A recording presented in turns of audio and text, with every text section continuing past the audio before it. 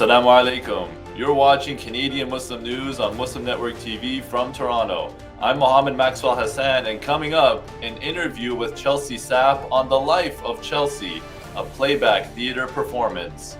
Here's what's making news. Freedom Convoy organizer Pat King granted bail.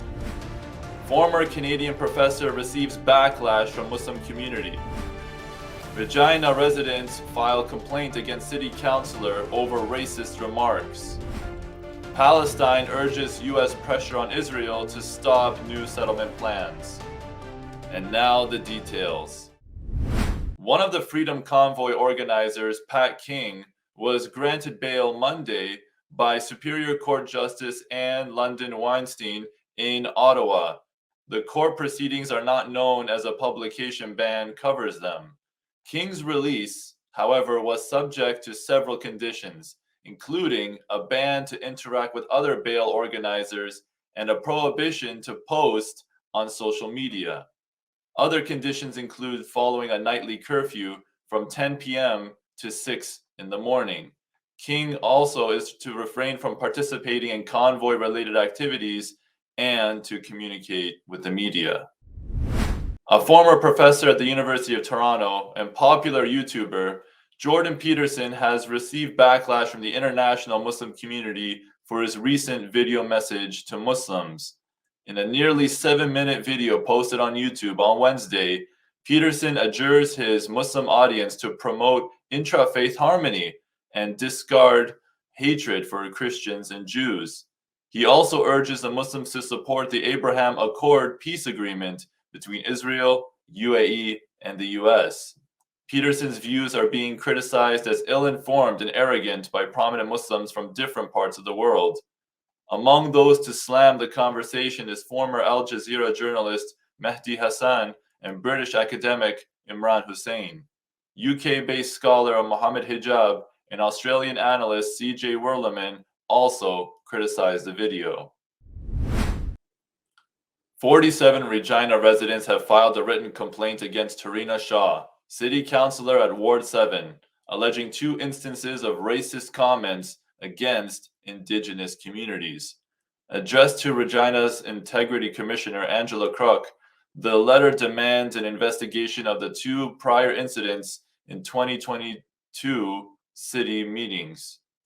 According to the letter, on January 26th, Shaw implied Indigenous men as sexual predators. The second incident occurred on June 15, when Shaw accused Indigenous peoples of preferring to be homeless.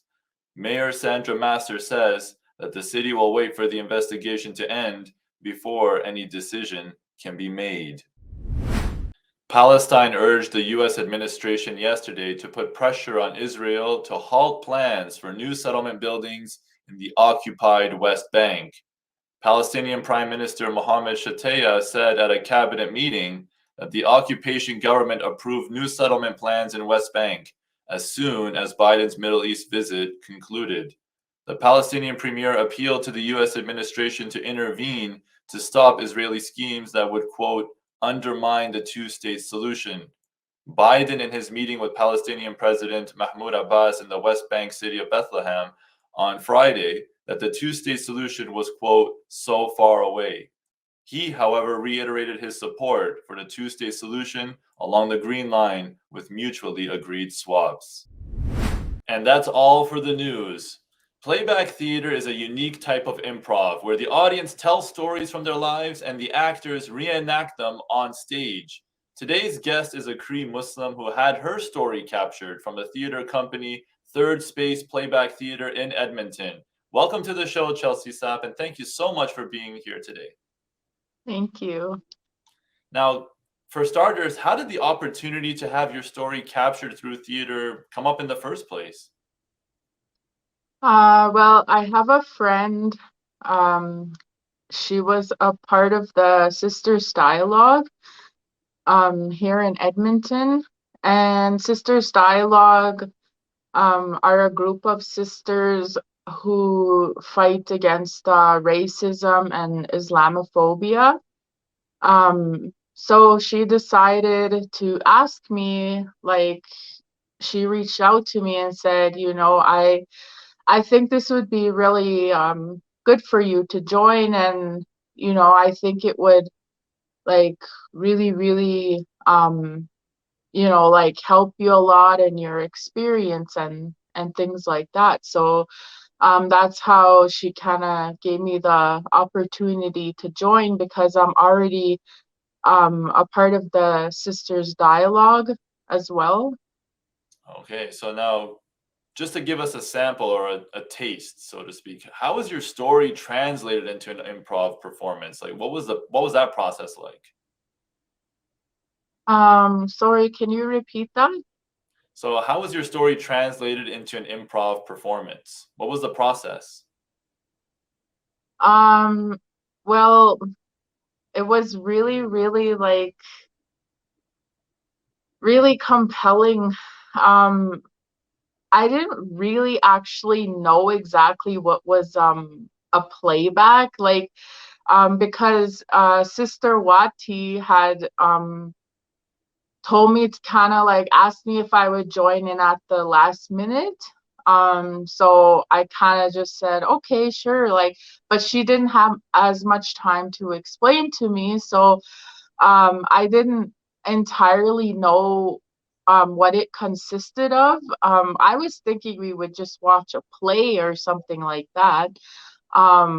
So I went into the playback theater, and um, they asked me to tell my story. So I told my story, and one of the ladies in there played it back to me, and I was like, wow, like I was speechless. I had a ton of emotions. It was just really, really like I was just watching my own life, and I didn't like really, I wasn't as prepared for it to be um that emotional, but like um it was just really amazing watching something being played back to you about your life.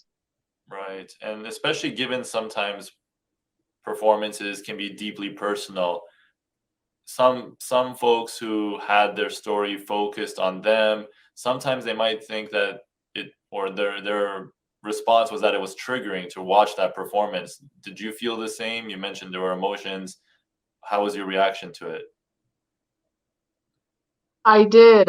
I did actually. It was actually um triggering. Um Especially the part where um one of the ladies who were playing it to me, there was one specific part where she was putting a whole bunch of clothes inside of a bag, um, and she just kept on throwing the clothes in, um, and she was carrying it, like she put it over her shoulder, and she was like, said something like, this is so heavy, like this is really, really, it's a heavy thing for me to carry. And that kind of signifies like kind of like I'm I'm carrying a lot. I've been through a lot in my life, and it's weighing heavy on me. All the trauma I've been through, um, like a lot of other things that I've been through, my I felt like my grandparents' trauma was in there, my father's trauma, my mother's trauma, because we're all, like we're a line of residential school survivors. I was also growing up in care as well, in foster care and in group homes and things like that. So that part really got to me, and right there I just really wanted to just break down into tears, and it was really, really emotional for me. I just felt like I was really, yeah, it was I, really emotional. I hear you. So how do you think your story resonated with others, like specifically Muslim women, the impact on that? Actually, like, I believe with other nationalities that they also faced intergenerational trauma. You know, the people who have been through the wars, you know, like people who have been through abuse in their life, like there's also intergenerational trauma elsewhere, not just with the Indigenous people. So I feel like, um, you know, them also watching this, you know, it would probably bring a lot of emotions to them.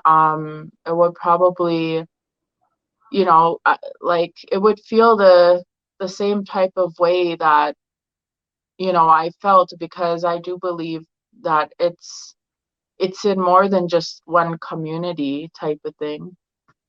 I see. So how about, what's the unique aspect of a theater format that you feel has, did you feel like the theater format really contributed a lot to having that story resonate with others and yourself? Was there something specific about the format that impacted it? Um, just really, well, it's like I said, like I wasn't sure how the playback thing worked. But just kind of, I would say all of it was really, really just, um, it just really stood out to me a lot.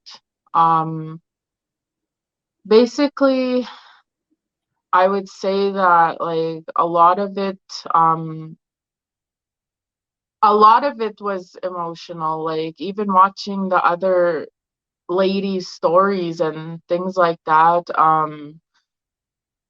Like it's just so much different when you're sitting there and you're watching yourself type of thing. Like it's kind of like you're like, wow, like I've been through a lot, you know, like that's kind of how I mean, Right. a lot of us kind of have like I myself, I struggled with self-esteem my whole life. So, you know, I'm always constantly, you know, talking about myself negative. I'm always, you know, I always try to like think like, oh, I don't matter. My story doesn't matter, because that's how I grew up. I grew up not feeling mattered or wanted and things like that. So um having this, like watching this felt like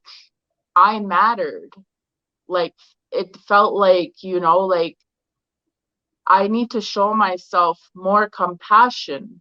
I need to love myself, you know, I need to, you know, like that Right. it's a sad story.